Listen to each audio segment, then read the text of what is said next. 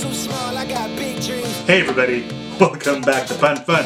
We have fun with the puns. My name is Ryan, and we're going to check out the latest episode of Miss Marvel. So not Captain Marvel, so we're not talking about Carol.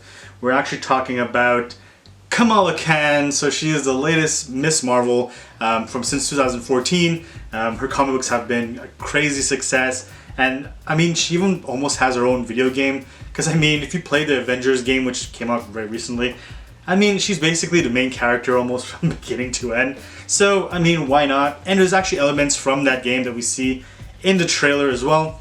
A lot of comic book references, of course, as Marvel does. There's a bit of tweaks and changes, and we'll get into that, and a kind of a theory that we have regarding her bracelet. But yeah, that all being said, we're going to break it off with, first of all, her origins. If you're not familiar with it, it's going to be a quick brief through, a little run. Second of all, we're going to go through the villains. So some of the villains that we see through the trailer already who we're speculating to come in, not because they're main villains, but because of the way they set up the trailer itself. I mean, Marvel has been known to kind of not deceive, but throw you off course, and that could be the case. However, there's a certain scene that they kind of put a lot of focus on. So there is actually a villain that, may be, he's kind of a low-key villain. And not I mean low-key as in, the brother of Thor, but I mean like, on the down low. So he might actually fit best by not being a super threat that the Avengers need to, come in and help her out. But enough for Kamala to, learn about her powers. Alright, so it starts off with Kamala at her desk and, she's daydreaming and goes on to the, Marvel intro logo of her own in this very, comic-y, stylized, way. Which I guess it's kind of also to set the tone of the audience. So yes, you will have the adults, of course you'll have the fanboys and girls and everybody in between, but you're also gonna have maybe a younger audience that this is trying to appeal to.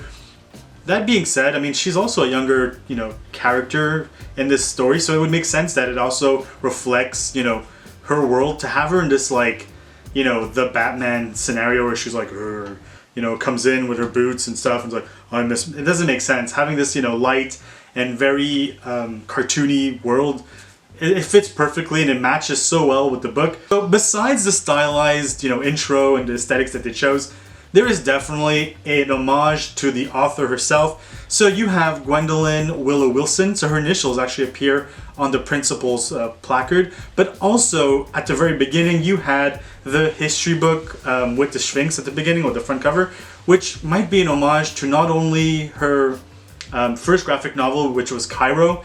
I'm definitely hoping that that might be a kind of a tease to the Moon Knight story that we've had shortly before this comes out, or airs before this comes out.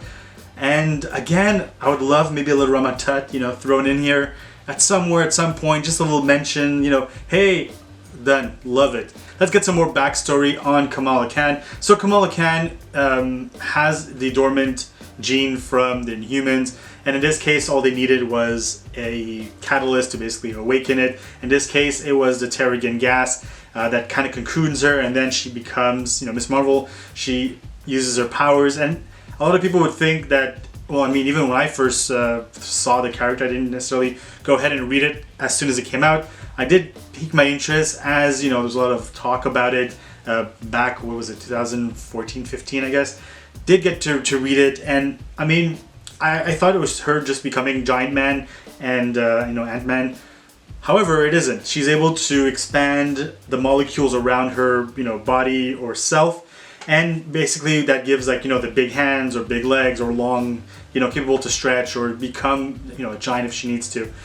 Now in this rendition, we see that there's kind of like an orb, or this, if you will, the mirror world that Doctor Strange creates, that kind of effect that englobes before she actually activates anything, which may, again, we'll get to that at the very end, tie into what the cuff is all about and where it's maybe getting the powers from.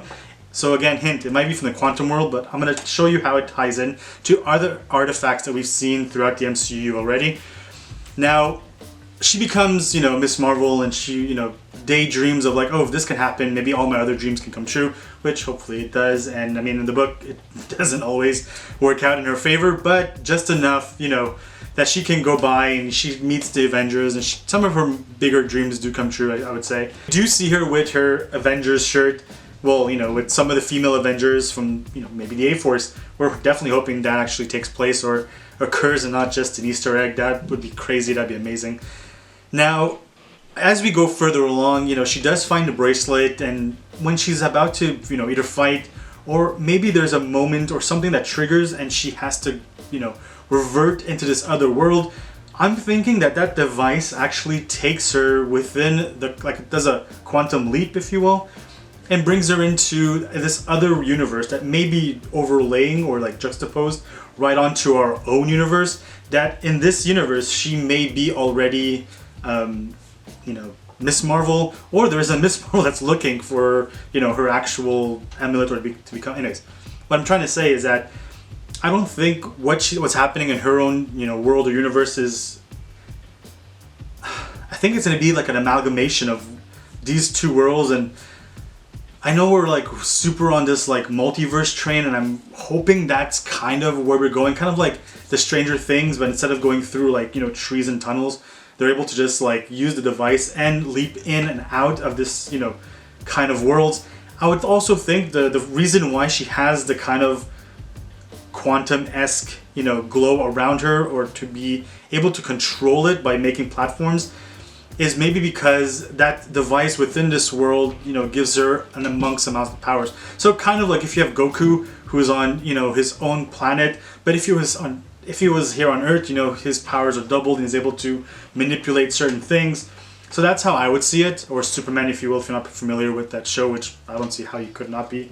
But that all being said, I think that's the kind of route we're taking with Kamala Khan. So it's, again, it doesn't have to necessarily be directly sourced word for word from the books. There's going to be scenes, like, for example, where she's like looking at the city and she's on a lamppost. We're going to get to that in a couple of seconds, why that's important.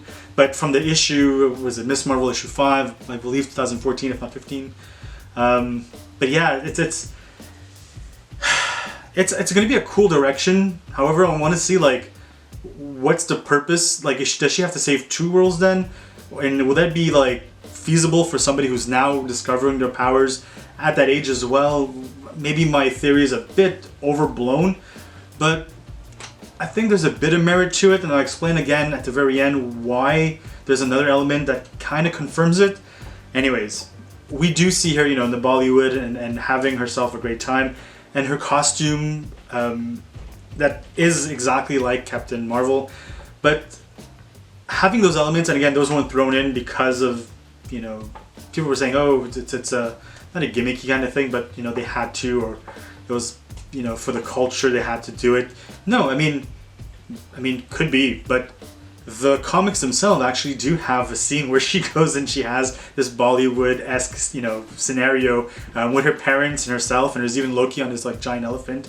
So, like, yeah, these are cool callbacks to those books, and I'm very glad they're able to take those elements and really, you know, reenact them or bring them back somehow through the show. Another thing is that that's actually very recent, so it's a very recent element on her current line, and it's, I think, book 3 or 4 by now. So if you haven't like read any of her past stuff, this might actually be more in tune to where they're going with this series, so you might want to jump on to that series at the moment. So I think it's the Miss Marvel Beyond blank blank blank. I'll put it in here. I totally forgot what it was, but it is actually a fun read. There's actually 2 new characters that are already, you know, have been, you know, had their first appearances. So if you're a collector, you definitely want to grab these books. Now, regarding the books, I mean, we do see Red Dagger. You know, it's very clear that we, you know, within the trailer, that without a doubt, you know, who it is that exactly, you know, hires this person. We're gonna get to see that later on in the series. But the reason why I mentioned her and the skyline and, you know, her on the lamppost is because that is actually the first appearance of one of her nemesis, one of the villains called the Inventor. So the Inventor is actually a clone of Thomas Edison, and there's like a mishap that happens. There's actually like DNA of a cockatoo that gets mixed in, and it's like this weird dude or cockatoo-esque person that wants to take over, not the world, but just wants to like reinvent stuff and challenge, you know, what's happening in the world and bring it back to a stage and an era.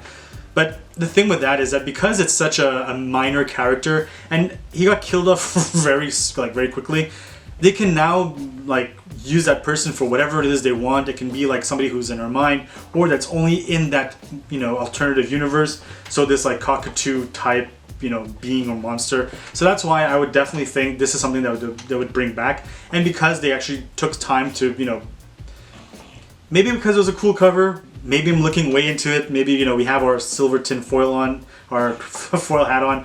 But I think that's another villain that would come in line for that series. If not now, if it is renewed for a second season, I can see that being one of the characters. So we're getting into the last point, which is the bracelet.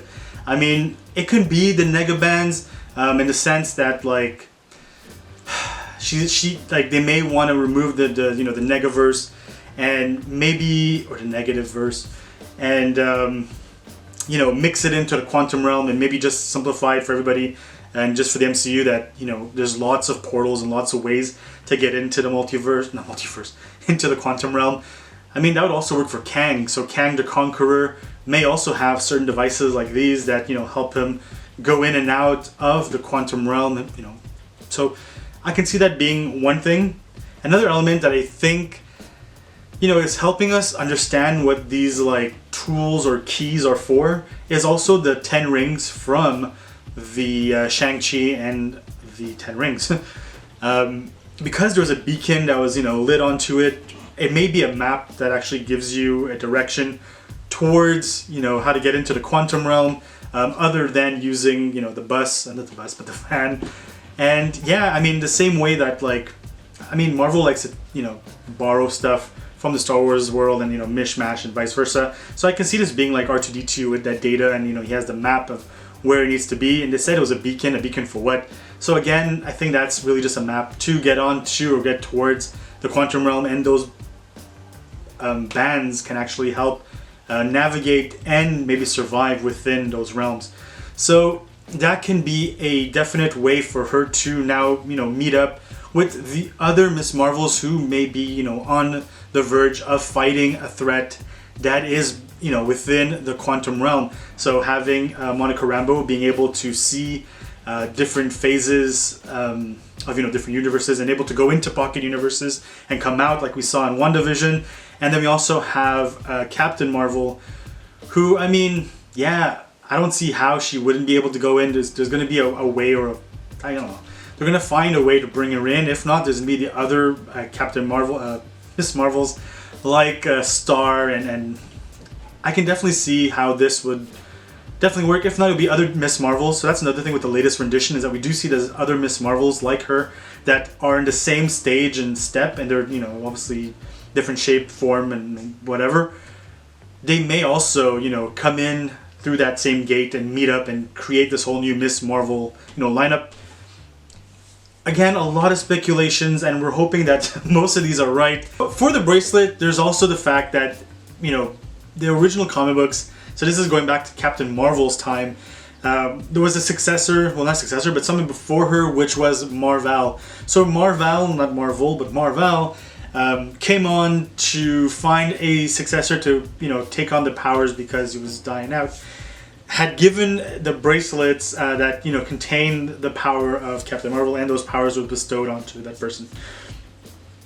I mean, there's going to be maybe some elements that are similar. I mean, we still have this like Mega Man platform kind of thing going on with the blasters. I mean, if that's what they're going to go, you know, follow, I think that'd be pretty cool. I wouldn't mind a little, you know, Miss Marvel Mega Man kind of thing. But I just don't want these like super Hot Wheels or, you know, car thing to happen unless it's like there's like a nod to it just to, you know, poke fun of it. Other than that, I mean, I'm hoping it's just really things of necessity and stuff that is like pertaining close to her, that is able to give her an ability to navigate around in her, you know, environment, or to protect her, for say, and nothing like as goofy as, you know, these like wing jets and whatnot. Anyways, we'll get off that for now, but I mean, there's so much they can go with, and there's so much, you know, direction they can have. Again, people, these are all just speculations, and that's all it can be for now, right? Until we actually see the show, or maybe more trailers with more in-depth, you know, information. This all being said, we definitely hope you've enjoyed this episode, and or you've learned something today. If you did, please be sure to hit that like button. You can also go ahead and hit that subscribe button. This way you stay on top of everything and anything at all times when we put out, new content, fresh content, may it be this or kind of unboxings, or when we have really cool comic book artists like our past episode with Boom on there from Boomeries, local to Montreal. So you definitely want to check that episode out. I mean, it was such a fun episode. So she is definitely a superhero by all means. I mean, she lost an eye, or in the process of losing an eye, and was still able to like hit out a full-blown, comic book or graphic novel, which I think is just so crazy. So one of the many reasons you definitely want to check that video out.